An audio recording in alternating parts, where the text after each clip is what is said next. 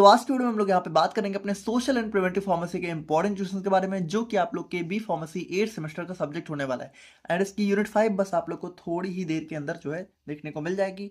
बाकी देखिए, अगर हम लोग यहाँ पे इसके इंपॉर्टेंट क्वेश्चंस की बात करें तो यहाँ पे देखिए हमने यहाँ पे सिर्फ उन्हीं क्वेश्चंस को इंक्लूड किया है जो कि आप लोग को सच में कई बार देखने को मिले हुए हैं। तो इसमें कोई भी नहीं है, ये सारे क्वेश्चन आप लोग एटलीस्ट ठीक है जरूर पढ़ लेना। अगर आप इन सभी को पढ़ ले तो डेफिनेटली आप लोग के बहुत अच्छे मार्क्स आ जाएंगे।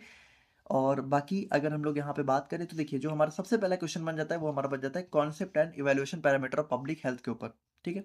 और उसके बाद देखिए हमारा हमारा सेकंड क्वेश्चन हमारा बन जाता है बैलेंस डाइट के ऊपर। अब यहाँ पे देखो, जो बैलेंस डाइट है, तो यहाँ पे बैलेंस डाइट के अंदर हम लोग क्या है, हमारा हमारा जो माइक्रो और माइक्रो न्यूट्रिएंट्स हैं उसकी पूरी प्रोफाइल आप लोग को लिख के आनी है। जैसे हमने माइक्रो और माइक्रो न्यूट्रिएंट्स को पहले एक्सप्लेन कर दिया था, लेकिन बैलेंस डाइट के अंदर ही वो सारी चीज़ें आती हैं, तो पूरा आप लोग यहाँ पे उसी को एक्सप्लेन करके आना। बाकी यहाँ पे देखिए, जो हमारा विटामिन डेफिशिएंसीज हैं और जो न्यूट्रिशनल डेफिशिएंसीज हैं, तो यहाँ से भी क्वेश्चन आ जाता है। तो इसी क्वेश्चन को आप लोगों से ऐसे भी पूछ सकते हैं, या तो आपसे जो है विटामिन डेफिशिएंसीज के ऊपर क्वेश्चन आ सकता है, या तो न्यूट्रिशनल डेफिशिएंसीज के ऊपर क्वेश्चन आ सकता है। तो इसको भी आप यहाँ पे थोड़ा सा देख लेना, बहुत ही सिंपल से टॉपिक है। देखो, सोशल एंड प्रिवेंटिव फार्मेसी ही पूरी बहुत ही सिंपल है, आप लोग को सिर्फ यहाँ पे पढ़ के थोड़ा बहुत समझना है, बाकी इसमें कुछ है नहीं, है ना। खुद से आप लोग बना के बहुत सारी चीजें इसके अंदर लिख के आ सकते हो। थर्ड क्वेश्चन हमारा बन जाता है social and cultural factors that affect health and disease. ठीक है। तो यहाँ पे कौन कौन से सोशल और कल्चरल फैक्टर्स होते हैं, तो यहाँ पे आपको उसके बारे में लिख के आना है।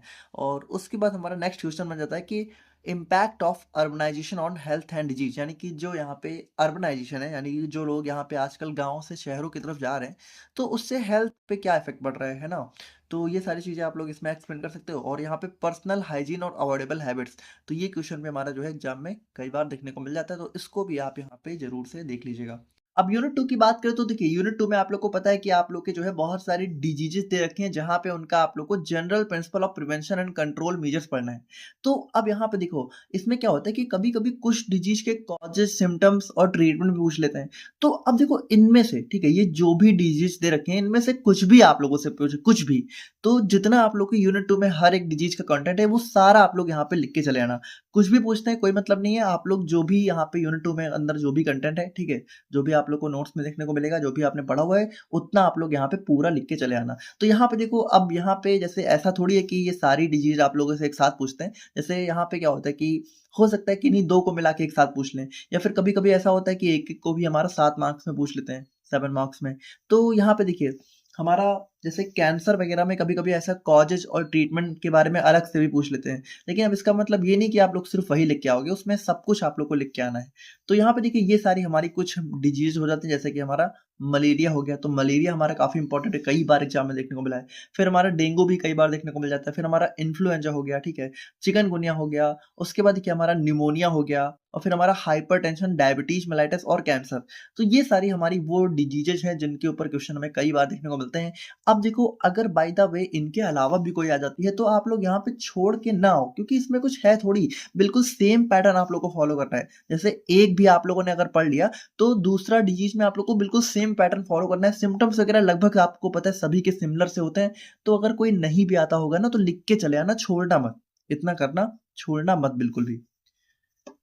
बाकी अगर हम लोग यहाँ पे बात करें अपने थर्ड यूनिट के बारे में, तो देखिए थर्ड यूनिट तो आप लोग को पता है, हमारा थर्ड और फोर्थ दोनों ही यूनिट हमारी नेशनल हेल्थ प्रोग्राम्स के ऊपर दी हुई है। अब यहाँ पे भी देखिए वही कॉन्सेप्ट है कि सभी के अंदर आप लोग को एक जैसी चीजें लिख के आनी है ना। तो अब यहाँ पे भी मान लो, जैसे ये सारे प्रोग्राम्स दिए हुए हैं, ये तो इंपॉर्टेंट है ही है, लेकिन बाय द वे मान लो कोई एक दो और भी आ गए जो बच गए हैं, तो अगर वो भी आ जाते हैं तो छोड़ के मत आना। ठीक है, जो चीजें आपने इसके अंदर पढ़ी है वही चीजें थोड़ा बहुत बना के इधर उधर करके उसमें भी लिखाना, छोड़ के कुछ मत आना, बिल्कुल सेम पैटर्न फॉलो होता है। जैसे यहाँ पे देखिए HIV and AIDS control programme हमारा काफी इंपॉर्टेंट हो जाता है, तो इसको तो आप यहाँ पे जरूर से देख ही लेना। फिर यहाँ पे हमारा जो नेशनल ट्यूबरकुलोसिस कंट्रोल प्रोग्राम है, तो ये भी हमारा काफी इंपॉर्टेंट हो जाता है, ये भी हमें कई बार देखने को मिला है। उसके बाद हमारा इंटीग्रेटेड डिजीज सर्वेलेंस प्रोग्राम हो गया, तो ये भी हमारा काफी बार देखने को मिल जाता है।